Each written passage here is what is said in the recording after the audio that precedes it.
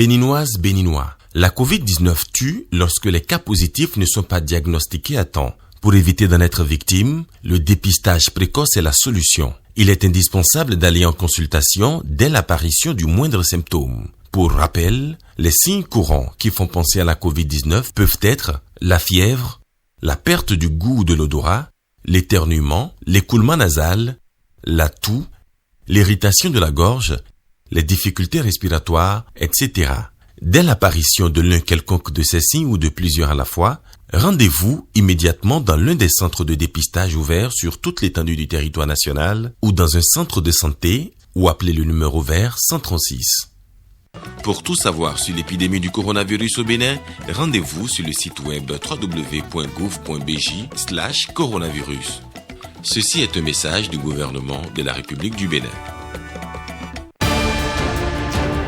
Bonjour à tous. Dans l'actualité de ce 13h, violence électorale. Moël Bénin apporte son soutien aux militaires blessés. Des responsables du parti leur ont rendu visite. À suivre dans ce 13h.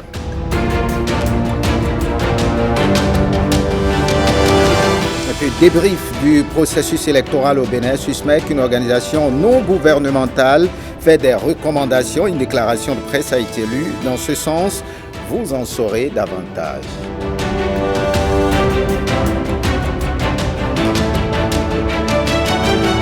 Le président tchadien Idriss Déby Itno serait mort en défendant l'intégrité territoriale sur le champ de bataille. Retour sur le parcours de ce président qui aura dirigé d'une main de fer son pays pendant 30 ans. Bienvenue si vous nous rejoignez. On part directement pour N'Djamena où le président Idriss Déby Itno serait mort en défendant l'intégrité territoriale sur le champ de bataille. Retour sur le parcours de ce président qui aura dirigé d'une main de fer son pays pendant 30 ans. Regardez. Idriss Déby Itno élevé au rang de maréchal. Nous étions au mois d'août de l'année dernière. Le Tchad célébrait le 60e anniversaire de son accession à l'indépendance. Une distinction décernée au regard du rôle qu'il a joué dans une opération militaire 4 mois plus tôt contre la secte Boko Haram. Le combat politique était pour Idriss Déby nettement moins risqué. Sans véritable opposition, juste des faire-valoir. Le président allait enchaîner un 6e mandat grâce à un score qui a été dévoilé pratiquement au moment de son décès. 80% des suffrages sont exprimés en sa faveur. À ce jour, Idriss Déby totalise un peu plus de 30 ans de pouvoir. Il restera d'Idriss Déby Itno un savoir-faire militaire et diplomatique qui lui a permis d'élever le Tchad au rang de puissance régionale et de conserver le pouvoir.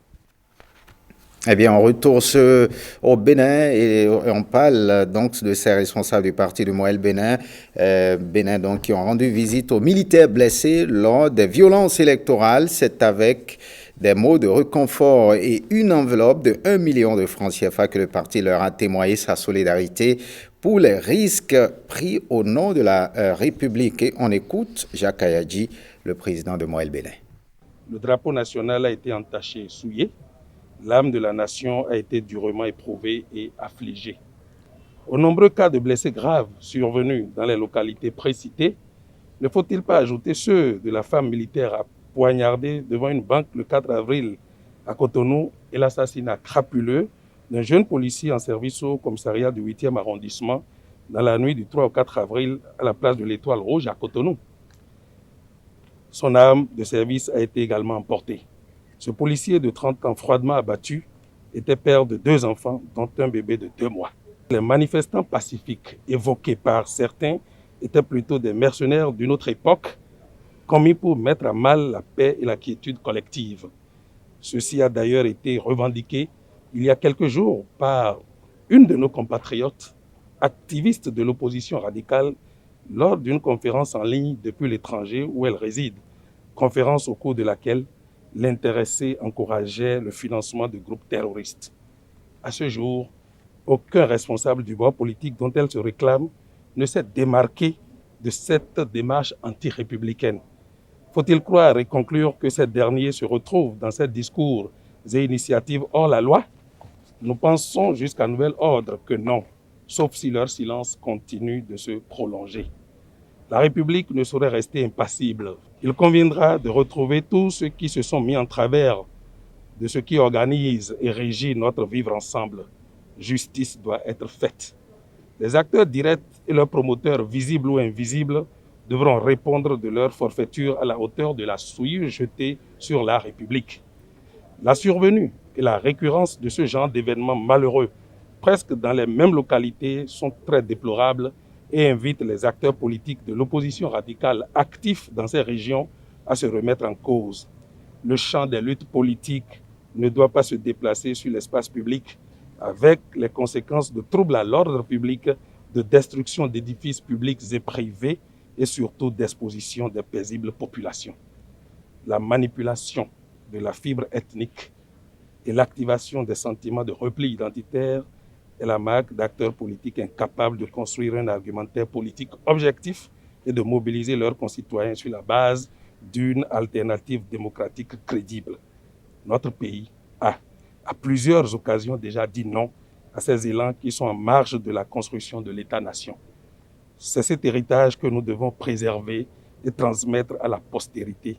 C'est avant tout une exigence citoyenne et patriotique. À l'instant, Séfis Béo Aguia, il est le secrétaire général de Moël Bénin. Dans une déclaration faite hier après la visite aux victimes militaires qui ont défendu la République, Moël Bénin condamne la logique du chaos. La substance du message du parti est présentée par le secrétaire général du parti, Moël Bénin. Des plaies par balle au niveau de la région cervicale et de l'épaule gauche. Le parti Moël Bénin est très fier de vous. Très fier. Vous défendez le drapeau national, vous défendez la République. La République vous en saura gré. Le chef d'État l'a dit, il le fera, quel que soit ce que ça va coûter. On fera tout pour que vous soyez tirés d'affaire. Nous, notre déplacement n'est que symbolique pour vous montrer que vous n'êtes pas seul dans la République. Nous avons une armée républicaine très bien formée parce que d'autres commandements militaires à leur place auraient organisé le carnage. C'est ce que les gens souhaitaient pour qu'on parle négativement de notre pays à l'international. Ce n'est pas le cas. Face à ce que nous avons vu, avec des chasseurs armés tels que nous avons vu, une armée ripostée avec la cachette intelligente que nous avons eue. Et puis, ce n'est pas pour rien que tout le corps diplomatique accrédité au Bénin est venu vous saluer. Ça veut dire que les gens ont compris que c'est dans un dispositif de réaction que l'armée a intervenu. Et nous devons quand même tirer chapeau à vos chefs qui ont su vous donner des bonnes instructions pour que cette agression puisse être gérée avec les séquelles que nous avons. Dieu fera que vous allez vous tirer d'affaire et on saura que le Bénin a encore étonné le monde. De façon symbolique, le parti pourra mettre à votre disposition une somme symbolique de 2 millions de francs pour vous permettre de faire face à vos... C'est rien du tout par rapport à ce qui vous est arrivé. À l'instant, Jacques Ayadji, il est le président du parti Moël Bénin. Et puis le parti Bloc républicain a aussi rendu visite aux militaires blessés à l'hôpital d'instruction des armées. La délégation a été conduite par Abdoulaye Biotchane, secrétaire général du parti. Il est au micro de Marcel Arossi. Nous avons pu voir plusieurs parmi eux et ce que nous avons vu atteste vraiment de la gravité de ce qu'ils ont subi. Aussi bien physiquement que même parfois moralement. Et donc notre présence ici est pour véritablement non seulement à ces blessés-là leur souhaiter prendre guérison, mais exprimer le soutien du parti à toute l'armée et nos encouragements et notre soutien au personnel soignant de cet hôpital qui s'occupe si bien d'eux. C'est une occasion pour nous parce que nous avons eu à l'intérieur de nos partis certaines personnes, certaines personnalités qui ont été atteintes dans leur chair par les événements qui se sont passés, les incidents qui se sont passés. Et c'est important que nous prenions les dispositions pour que cela ne se répète pas dans notre pays.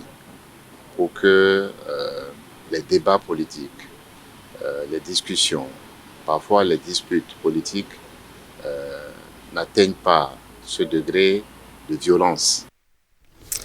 Et puis, nouvelle réaction d'une organisation de la société civile dans le cadre du débrief du processus électoral en cours au Bénin. Ce mardi matin, à Cotonou, l'ONG SUSMEC a procédé à une déclaration de presse sur le scrutin du 11 avril, déclaration au thème de laquelle de nombreuses recommandations ont été formulées à l'endroit des acteurs de l'élection. Suivez-en un extrait au micro de Nicanor Kovi et Patrick Imavo. Chers hommes des médias, nous voudrions ici attirer avec insistance votre attention sur un fait majeur. Il s'agit de la polémique autour du taux de participation lors de cette élection présidentielle. Nous avons confronté nos chiffres mis à notre disposition par nos observateurs déployés sur les 546 arrondissements que compte le Bénin avec ceux de la Sénat. Et nous pouvons vous dire, sans risque de nous tromper, que le taux de participation est bien sûr au-delà de 50%. Un taux officialisé par l'instance chargée d'organiser les élections en République du Bénin. C'est simplement vous dire que nous sommes totalement en phase avec la Sénat. Au titre des recommandations, renforcer le professionnalisme des forces de l'ordre pour la maîtrise des violences en période électorale. À l'endroit des partis politiques et du peuple béninois, l'ONG recommande éviter le recours à la violence pour la préservation de la paix et de l'unité nationale. Promouvoir l'esprit de la nation et de patriotisme.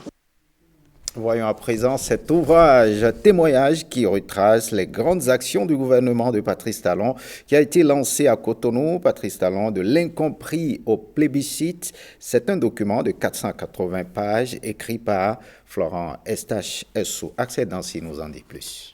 Il est incompris parce qu'il n'est pas méchant, parce qu'il n'est pas venu pour détruire, mais il pense que pour faire des omelettes, il faut casser des œufs. Il aurait marqué des cœurs et fait des émules, non pas pour sa carrure d'homme d'affaires, mais pour son audace. Audace qui se traduit par des réalisations qu'il dirige de main de maître dès son entrée à la Marina. Patrice Talon, de l'incompris au plébiscité, un ouvrage de plus de 400 pages qui retrace les actions du réformateur. Florent Estache-Essou en est l'auteur. Ma satisfaction est grande de produire cette œuvre-là. En tant qu'intellectuel, ce n'est pas bon de se taire parce que lorsque quelque chose est bien que vous vous taisez, c'est comme si vous contribuez, n'est-ce pas, à la raison des détracteurs. Je ne suis pas un détracteur, je suis fier de ce que mon pays devient et c'est pour ça que j'ai écrit cette œuvre pour faire connaître, pour faire savoir ce que le président Patrice Talon fait afin qu'il soit moins incompris. Journaliste à la télévision nationale, c'est à la loupe qu'il a suivi les grandes réalisations de Patrice Talon. Dodi Amozouvi présente l'œuvre. L'histoire donc de cet homme exceptionnel à la tête de notre pays, c'est simplement l'histoire de tout Béninois qui au réveil se trouve dans une sorte d'extase, dans une sorte d'incompréhension et qui avant la fin de la journée, donc la fin du mandat, peut dire « Waouh !» Si il était question de le dire, ce fut simplement un homme providentiel parce que les 5 ans passés à la tête de notre pays ont permis au Bénin, aux Béninois de se révéler à lui-même et de se révéler au monde entier. Les convives à ce lancement d'ouvrage apprécient le fond et la forme de l'œuvre. C'est un ouvrage qui fait le lien entre ce qui a été fait par le gouvernement sur beaucoup de plans, parce que les gens n'ont pas compris et qu'aujourd'hui les gens ont compris. Et c'est une sorte de plébiscite et en attendant le triomphe. Patrice Talon est le président du Bénin et nous ne pouvons faire autrement puisque vous avez constaté, et depuis le départ, ce que ça a causé comme malcompréhension, difficulté, parce que les réformes ont été très dures, mais aujourd'hui, nous sommes arrivés au bout du tunnel. Une vente à l'américaine a mis un terme à cette cérémonie. Autre actualité dans ce 13 accès au financement pour des opportunités d'emploi pour les femmes des zones rurales du Bénin. C'est un atelier de dissémination qui a eu lieu à Cotonou. Le but est de livrer les résultats d'une recherche scientifique menée sur l'inclusion financière des femmes en milieu rural au Bénin. Lénaï Kawazao. Quel type de financement serait plus adapté aux activités génératrices de revenus des femmes rurales au Bénin? C'est le fil conducteur d'une étude menée par des chercheurs de l'université d'Abomey-Calavi et des acteurs gouvernementaux intervenant dans le secteur de la microfinance. Une étude financée par l'organisation internationale PEP, Partnership for Economic Policy, dont le but est de renforcer les capacités d'analyse des différentes politiques des pays en voie de développement.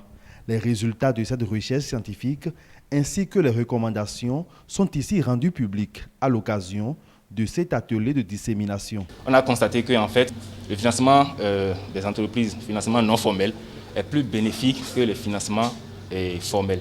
Le financement formel exige un certain nombre de critères et il y a des limites de crédit et le taux d'intérêt. Donc, si dans leur octroi de crédit aux femmes pour améliorer les activités génératrices de revenus, si les autorités peuvent essayer un peu de rendre flexibles ces conditions-là, ce serait bien. Même si les autorités veulent garder les conditions, c'est-à-dire il faudrait alors spécifier un certain nombre, un certain type d'activités génératrices de revenus. S'ils veulent augmenter peut-être le montant de crédit, il faudrait le faire à l'endroit des activités génératrices de revenus qui ont déjà plus de 10 ans d'existence ou des activités génératrices de revenus qui emploient des femmes salariées. Cet atelier a donc pour but de créer et de faciliter un dialogue politique sur la question du financement des activités des femmes en milieu rural, ce qui va permettre de mieux booster leur micro-entreprise. Les points forts de cet atelier tourneront autour de 3 messages clés, à savoir définir des critères de ciblage spécifiques pour des femmes rurales, entrepreneurs dans l'effort d'extension de l'inclusion financière. Promouvoir des microcrédits innovants pour améliorer la performance des micro-entreprises portées par les femmes rurales. Promouvoir des financements à taux bonifiés pour une éclosion des entreprises portées par de jeunes femmes rurales au Bénin. L'étude menée est un véritable outil d'aide à la décision. Elle a pour vocation de promouvoir l'inclusion financière et le développement entrepreneurial des femmes rurales au Bénin. Et puis, à la suite des autorités politiques, les citoyens de la ville de Parakou se font vacciner pour lutter contre la propagation du coronavirus. Au centre de santé de cette commune, plusieurs personnes ont déjà reçu leur dose de sérum, soit d'AstraZeneca ou de Sinovac. Suivons ce magazine que nous propose Julika Yalaïna et nos compatis. Herman Batamoussi, 62 ans, vient de recevoir sa dose de vaccin contre le Covid-19 au centre de santé communal de Parakou. Autrefois porteur du virus, il se rappelle de ces moments douloureux de confinement. J'ai été atteint par le Covid et j'ai subi les 10 jours de traitement, soit de confinement, le fait de rester sur place en chambre et prendre toute une multitude de médicaments là. C'est ça qui m'a motivé à venir me faire vacciner, parce que je connais déjà la maladie. Comme Herman, bon nombre de citoyens béninois s'impatientent dans le hall du centre. Mais avant toute ingestion, l'enregistrement est capital. À cette étape, l'équipe vaccinale s'assure de l'identité du patient ainsi que de son consentement. On remet une fiche de consentement au patient qui vient vers nous et on l'accueille, on lui remet la fiche de consentement. Et chaque vaccin a son rendez-vous et a sa date d'expiration. Pour cette campagne de vaccination initiée par le gouvernement, les citoyens ont le choix entre 2 types de sérums. Il y a 2 sortes de vaccins qui est arrivé. Il y a le vaccin AstraZeneca et le vaccin Sinovac qui est arrivé. Chaque vaccin a son rendez-vous et à sa date d'expiration. Pour le Sinovac, nous avons le rendez-vous qui est dans 1 mois. Et pour AstraZeneca, nous avons le rendez-vous qui est dans 2 mois. Ce qu'on va dire à la population, c'est que s'ils se vaccinent, ils rentrent à la maison, il faut qu'ils prennent au moins 2 comprimés de paracétamol. Parce que même s'ils viennent pour la vaccination de routine, par exemple, ils font VAT, on a une légère lourdeur du bras gauche et il faut prendre 2 comprimés de paracétamol et ça passe. Bon nombre de gens ont fait, mais on n'a pas vu de problème, on n'a pas entendu que quelqu'un est décédé pour ça. Orouz Séguéné, ancien député et actuel chef de mission du président de l'Assemblée nationale, après les formalités qui sont obligatoires, va aussi recevoir sa dose de Sinovac.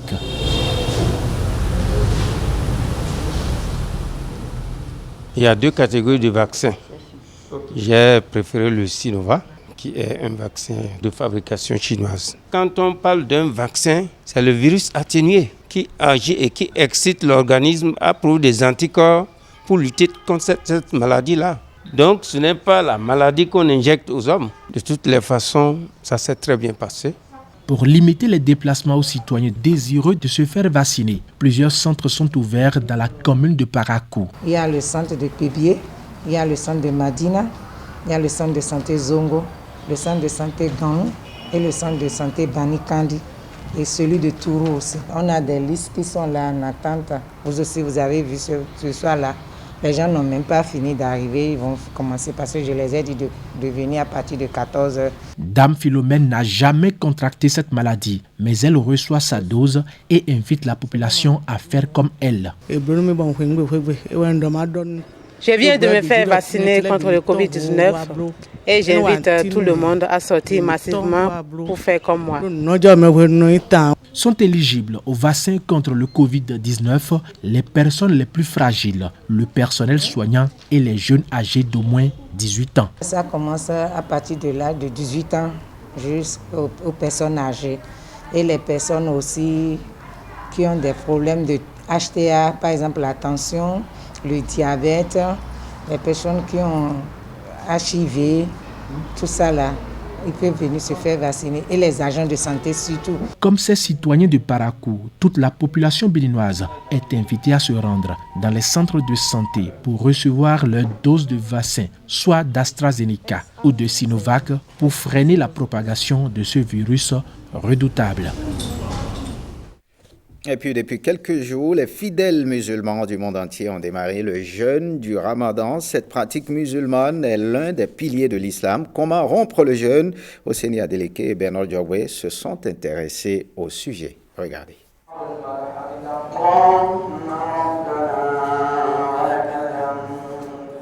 Des fidèles musulmans implorant Allah le tout miséricordieux.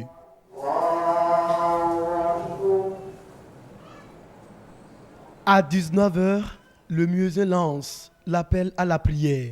Les fidèles musulmans du quartier Saint-Louis d'Abom et Calavi se dirigent vers la mosquée Nouroul Islam pour la rupture du jeûne. Tout d'abord, nous avons pris la date. Une fois fini de prendre la date, nous avons pris de l'orange et nous sommes venus prier ensemble. Après la prière, nous remercions le Tout-Puissant, car ici, nous rompons le jeûne en famille. Quand je parle de la famille, il y a un fidèle serviteur d'Allah subhanahu wa ta'ala qui a l'habitude de nous faire des repas pour remplir le jeûne. Je demande sincèrement qu'Allah lui récompense de la meilleure des façons. On a bien rempli le carême. On rend grâce à Dieu que Dieu accepte toutes nos prières qu'on a demandées ce soir-là. Chez ces croyants, c'est un moment de partage qui réunit plusieurs fidèles à la mosquée ou chez eux en famille. Des fruits et des repas concoctés grâce à l'appui des généreux donateurs sont gratuitement distribués. Les fruits, le plus préférable, c'est la date. Et après la date, maintenant, on va prendre l'orange. Et si on ne trouve pas l'orange, nous pouvons aussi prendre la mangue ou bien les bananes. Les fruits pastèques aussi, c'est quand même bon. Ce qui concerne les fruits, on peut déjà utiliser ça pour rompre le jeûne. Si on ne trouve pas la date, les fruits, c'est déjà bon. Durant ce mois saint, la rupture du jeûne, encore appelée l'iftar, s'effectue chaque jour à un instant précis correspondant à la tombée de la nuit. Le fidèle musulman en bon état de santé doit observer le jeûne du Ramadan. Mais il est souhaitable que ce dernier veille à son alimentation afin d'éviter d'éventuels risques sanitaires.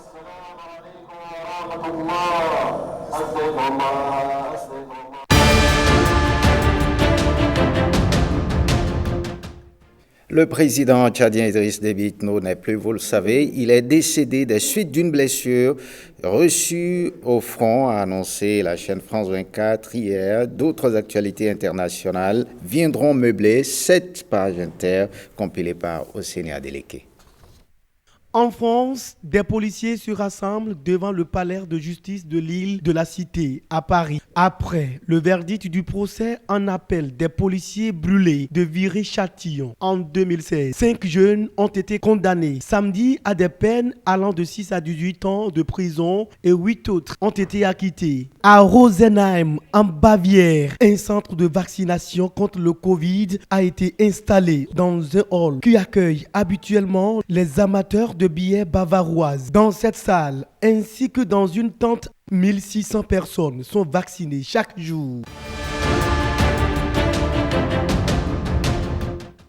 En Inde, les magasins sont fermés et les routes sont désertes à New Delhi, alors que l'Inde a mis sa capitale sous confinement pour une semaine afin de contrôler la vague de coronavirus. Des ingénieurs travaillent à la construction du premier module d'une nouvelle station spatiale russe prévue pour 2025 sur des images publiées sur le compte Telegram du chef de l'agence spatiale russe Roscosmos, Dimitri Rogozin. Fin de ce journal. Merci de l'avoir suivi. Bonne suite des programmes sur l'ORTB.